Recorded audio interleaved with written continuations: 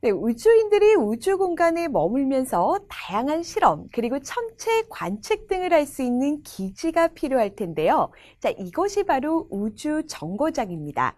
자, 여러분들이 영화를 통해서도 우주 정거장을 보신 적이 있을 거예요. 자, 대표적인 영화가 인터스텔라, 그리고 그래비티라는 영화가 있었는데요. 이 두 영화 모두 다 우주 정거장을 배경으로 하고 있습니다. 자, 그래서 여러분들이 좀 더 이해를 하고 싶다면 영화를 보시는 것도 도움이 될 것 같고요. 자, 그럼 도대체 이 우주 정거장의 역사가 어떻게 시작이 된 걸까? 자, 실제로 미국에서 성공적으로 건설했던 스카이랩이라고 하는 미니 실험실이 있었습니다. 자, 이걸 시작으로 해서요. 2001년에 추락을 시켰던 러시아의 우주정거장 미르호가 있었고요. 자, 그리고 지금은 전 세계 16개국이 참여한 국제 우주정거장을 사용하고 있습니다. 자, 실제로 이 우주정거장 같은 경우는 우주인들이 머물러야 하기 때문에 생활할 수 있는 공간, 그리고 실험할 수 있는 공간 등도 필요하게 될 거고요. 지상이랑 통신도 가능해야 될 거고요. 또 한 가지 10년 이상을 사용하게 되기 때문에 그만큼 튼튼하게 지어져야 될 거야. 그리고 또 한 가지 얘기했었죠. 우리가 실제로 오줌이라든가 여러 가지 체액을 정수를 해서 식수로 사용하고 있다고요. 그렇기 때문에 자원들을 재활용하는 시설들도 필요할 겁니다. 자, 그래서 우리가 지금부터 우주정거장을 하나씩 살펴보도록 할 건데요. 자, 여러분들은 우주정거장의 역할, 그리고 우주정거장의 구조를 중점적으로 보시면 되고요. 자, 이 내용의 경우는 배우는 학교도 있고 배우지 않는 학교도 있겠지만 배웠다면 그나마 중요한 내용이다라고 기억하시면 돼요. 자, 아까 전에 언급했던 것처럼 우주인들이 거주하는 곳입니다. 자, 그래서 다양한 임무를 수행하는 인공적인 구조물이다라고 할 수 있는데 우주 공간에 그대로 떠 있는 것이 아니고요. 우리 지구로부터는 약 350km 높이 정도에 위치하고 있다고 해. 그리고 아주 빠른 속도로 움직이고 있어. 자, 그래서 얘 같은 경우는 1초에 거의 7, 8km 정도를 움직인다고 하는데요. 우주인들도 딱 도착을 하잖아. 그럼 2, 3일 정도는 우주 멀미에 시달린다라고 하더라고요. 자, 그럼 도대체 이 우주정거장의 역할은 무엇일까? 자, 우리나라 같은 경우는 2008년에 이소연 박사님께서 도착을 하셔서 10일 정도 다양한 과학 실험을 했었죠. 그래서 천체를 관측하는 것도 물론이고요. 다양한 과학 실험들을 할 수 있는 장소가 준비되어 있어요. 자, 그리고 또 한 가지 이런 실험 과정을 통해서 우리 지구에서는 만들기 힘든 신약이라든가 여러 가지 신소재 등을 개발하게 되고요. 왜냐하면 지상이랑은 분명히 다른 환경이기 때문에 다른 조건에서 다양한 첨단 기술이 발전하게 될 거야. 그리고 또 한 가지요. 우주를 탐사하는 전초 기지가 될 거고 이제 나중에 여러분들이 우주여행을 한다라고 한다면 이 우주 정거장 자체가요. 경유지로 사용될 수도 있다라고 얘기하고 있어요. 자, 그럼 도대체 이 우주 정거장은 우주와는 어떻게 환경이 다를지를 잠깐 살펴보도록 할 건데 자, 중요한 건 아니고 그냥 상식적으로 알아두시면 돼요. 자, 먼저 우주 공간 같은 경우는 중력이 없습니다. 자, 우리가 무중력이다라고 얘기를 하고요. 또 한 가지 우주 공간의 경우는 대기가 희박하죠. 그래서 우리는 대기가 거의 없습니다. 진공 상태에 가깝습니다. 라고 얘기를 하고요. 또 우주 공간에 있을 때는 반드시 우주복을 착용해야 돼요. 여러 가지 방사능에 노출될 위험이 있기 때문에 우주복 착용이 필수적이다라고 할 수 있는 반면 우주 정거장은 우주 공간에 있는 구조물이긴 하지만 분명히 내부 환경은 달라요. 우주인들이 몇 날 며칠을 생활을 해야 돼. 우리나라 박사님 같은 경우는 10일을 머무르셨지만 실제로 우주인들이요 3개월에서 6개월 정도를 체류하게 됩니다. 자, 그렇기 때문에 중력은 당연히 우주 공간에 있어서 없지만 대기는 채워져 있다라고 얘기를 했어. 그래서 이 우주 정거장을 통해서 화재 경보기가 만들어졌다라고 얘기를 했죠. 왜냐면 화재가 나려면 산소가 있어야 되거든.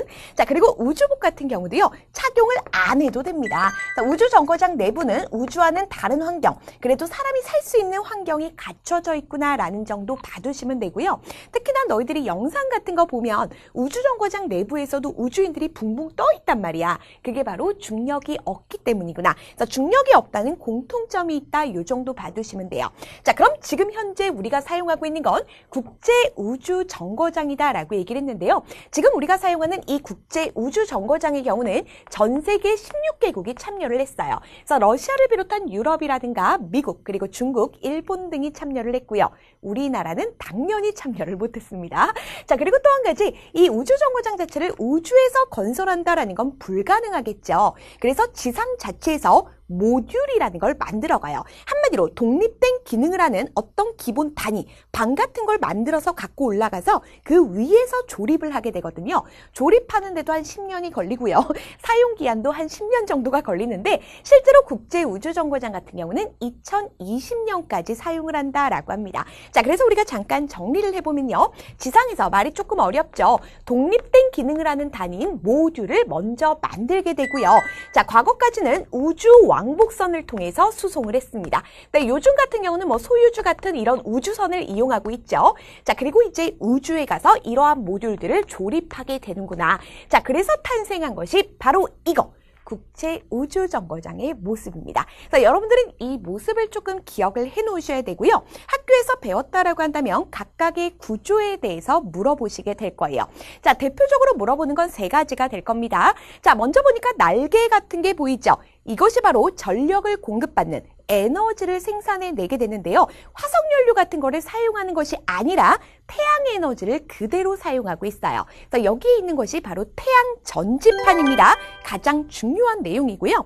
자, 지금 봤더니 이렇게 태양 전지 에너지를 사용하게 되면 열 에너지가 발생을 할 거야. 이 열 에너지를 바깥쪽으로 방출을 해줘야 되죠. 자, 이것이 바로 열을 우주로 방출해주는 방열판이라는 거예요. 자, 우리 두 가지는 꼭 기억을 하자. 태양 전지판과 방열판이 있구나라는 거고요.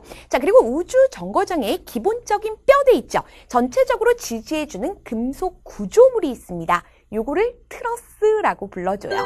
그래서 지금 보신 것처럼 태양 전지판, 그리고 방열판, 트러스 요 세 가지는요 가장 기본적인 골격이고요. 자, 나머지 방들이 있습니다. 요런 것 중에서 뭐 거주하는 곳도 있고요. 실험하는 곳도 있고요. 물품을 저장하는 곳도 있는데 이런 걸 어떻게 물어보겠어.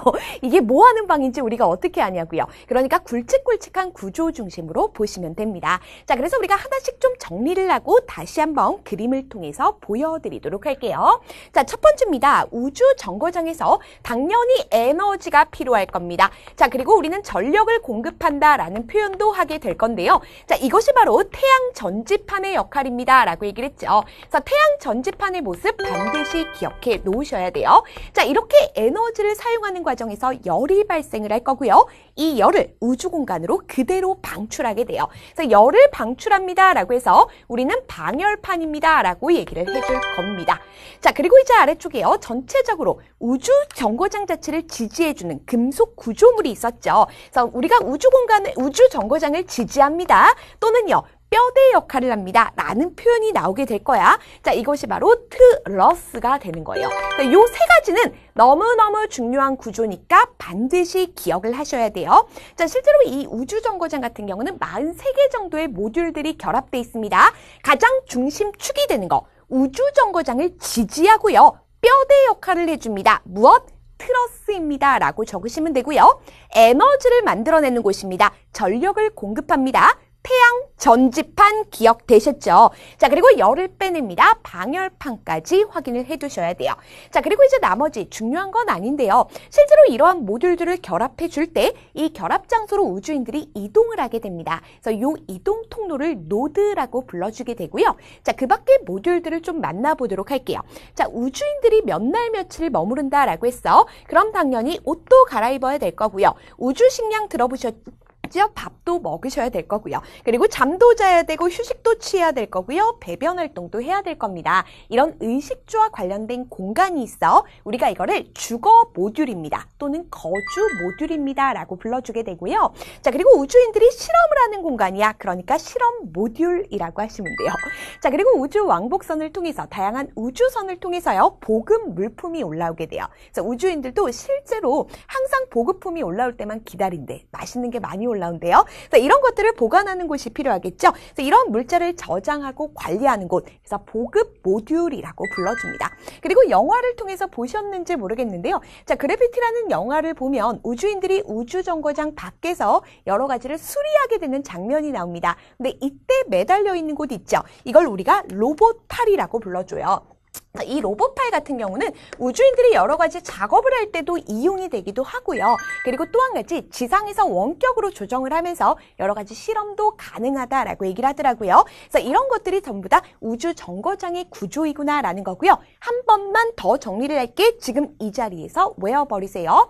가장 먼저 우주 정거장에 필요한 에너지 그리고 전력을 공급하는 거. 태양 전지판, 열을 빼내자 방열판, 가장 지지하는 역할, 뼈대 역할, 금속 구조물이다라고 했어.